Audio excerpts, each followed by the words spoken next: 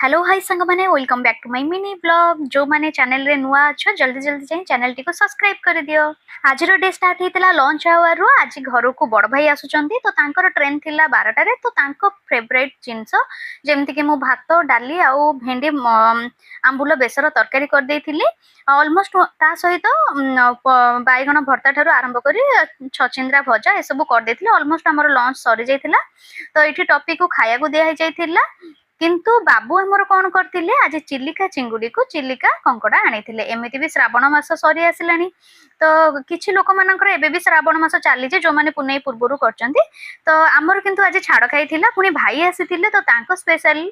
तांको अनुଯାୟୀ हमर आज कंकड़ा आ चिंगुडी दासाबु नेकी पळै आसीथिले तो ताकू देखि कि कोन आ रोभ संभाळी हे रही होची भाई एठी काम करूथिले आमे समस्ते लंच कर देथिलु आनिथिबा परिबा भाई ए सब धोई धाई कि मु सुकेई देथिले जेहेतु आमे लंच कर सारिथिलु तो मु कंकड़ा को भाजी भुजी के रखी देथिली आ डिनर पई तो संध्या हो जाइथिला तो मु डिनर प्रिपरेशन पई लागि पड़थिली।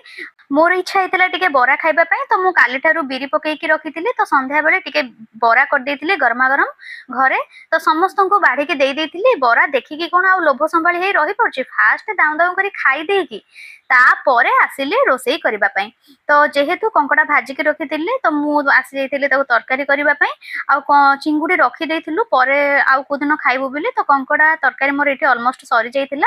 तो आज रो ब्लॉग टी एतिकी रहिली जय जगन्नाथ वीडियो टी को लाइक कर देबे।